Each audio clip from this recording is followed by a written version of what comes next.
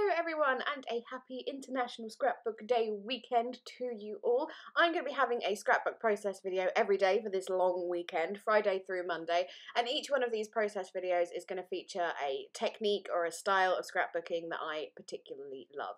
So today's technique, we'll call it, is all about fussy cutting, and I am using these papers. These are by Mintay papers. It is the Birdsong collection, a very, very beautiful collection, and this is available from Thompson's Craft Supplies. It's either the only, or at least one of the only places you can get this brand in the UK. Which reminds me, for my regular viewers, some of you might be going, Grace, it is Friday and you usually have your Thompson's Craft Design Team video on Friday.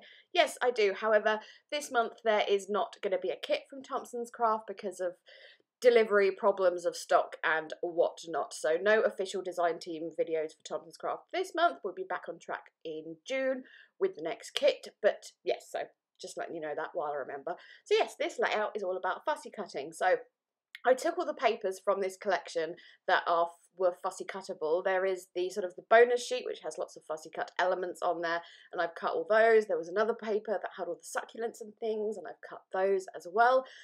And I'm going to use those for embellishments for most of this layout. So I'm just taking my paper there, that beautiful, beautiful distressed wood grain with the birds and florals and butterflies on the corners. I just think, oh, it's lovely. And I just went over the area where I wanted to do a little bit of mixed media with just a very, very light layer of white gesso. I used the white rather than the clear gesso because I kind of wanted that faded effect. So I couldn't use the heavy gesso because that would have just made it white, but I didn't want to use clear because, as I said, I kind of wanted that sort of more faded effect. And then when that was dry, I'm going to go in with some gelatos and just add little areas of really subtle colour here and there. So I'm just like scribbling a bit of the gelato on and then using my finger to blend that. I did spritz a little bit of water over the gessoed area just to sort of help the gelatos, the colour move around a bit more. The colours I'm using are, I think it's guava and peach. I don't think you can get gelatos in separate things. Well, you might be able to at specialised art stores maybe, but yeah, they come in packs, so I'll try and link the relevant packs, but I don't know, I'll try anyways. So yes, I just went in and just moved those around. I've got these little blotches of the peachy and the pink colours, really, really subtle, but it matches the colours that's on the paper already. And then I just wanted to do some light stamping in the background. These two stamps I'm using are both Kaisercraft ones. There is the beautiful butterfly one that's got florals and sort of scripty writing on. It's one of my absolute favourite stamps of all time, I think. And then also with this music manuscript one, and I'm stamping those with StazOn Stone Grey ink, so it's a nice subtle colour, like not a strong black. I'm also doing some first and second and a little bit of third generation stamping as well. And then once that was on, there was a couple of areas of the stamping that were just a bit too much of a strong colour for this very sort of light layout. So I went back in with the gelatos and then just blended some more colours over those really dark bits of stamping just to tone them down just a tad. Especially that bit in the top left there. I really wasn't happy with the stamping up there, but we end up covering it up anyway, so it doesn't matter.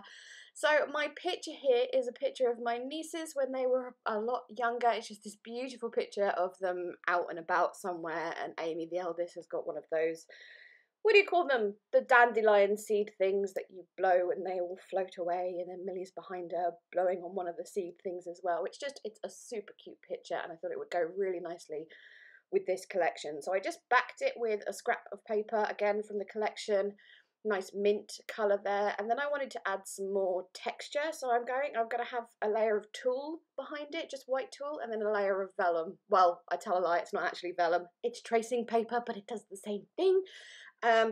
So I've just put lots and lots of slow drying glue on the back of the photo there to add the tulle, and then obviously the glue comes through the tulle as well, so I only added a little bit more to put the vellum on as well. But yeah, it adds like some really nice texture to the layout, but it's also light texture. It's not really heavy like, say, using cheesecloth or burlap or something. It's very light and floaty and in keeping with the whole thing. So now I'm just really going to take my fussy cut elements and add embellishments just all over the place, really. I'm going to kind of go with two clusters, mostly around and slightly underneath the photo. There's quite a bit of negative space on that photo, so I love photos like this where you've got a lot of space to put embellishments over the top of it as well, which is just an aesthetic I really, really like.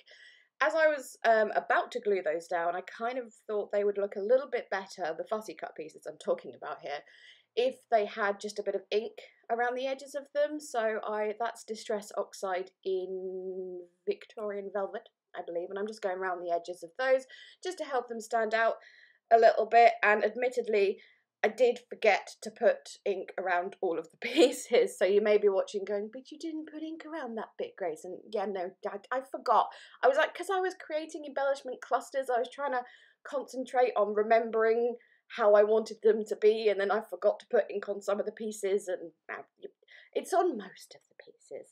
So we've got a big cluster on the right there, and then I'm going to do a slightly smaller one on the left, also going over the photo, but not as much.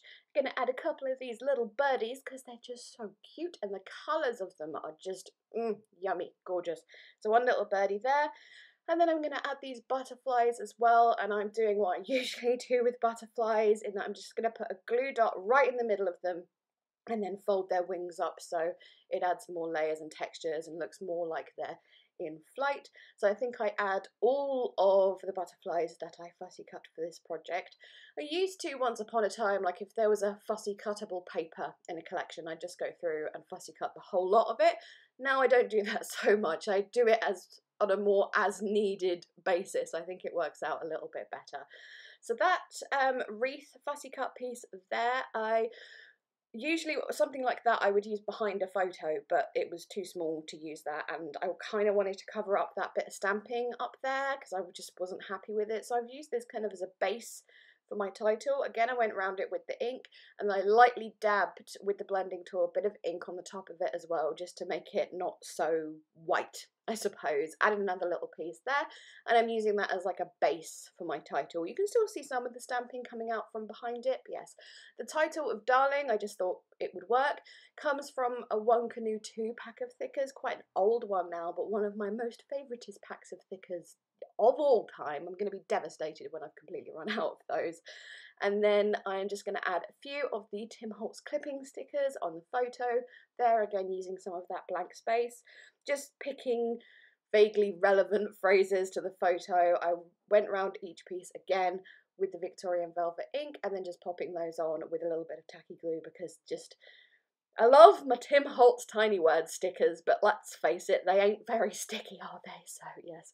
Then I just thought it would look a bit better with a bit more of that Victorian Velvet ink just around the layout in general, just sort of, it's a very floaty layout, so I suppose I needed to ground it a little bit with that ink.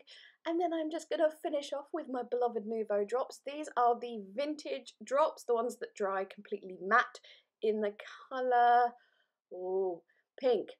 It's not pink, it's not called pink. Oh, Dusty Rose, that's what it's called. So, but the colour just goes so perfectly with this collection. It's just, you know, when you find something that matches like this and you just have a little moment of, yes, this matches perfectly, I am so happy. So most of those drops are going around those fussy cut embellishment clusters, then just a few around the title, and I believe with that this layout is complete. So there we go. Thank you so much for watching. As I said, there's going to be a video every day this weekend, including Monday because it's a bank holiday Monday in this country. So yeah, thanks so much for watching. If you're watching this long after International Scrapbook Day Weekend, I will attempt to remember to make a playlist of all 4 videos, but yes, hopefully see you tomorrow. Thanks again so much. Bye bye.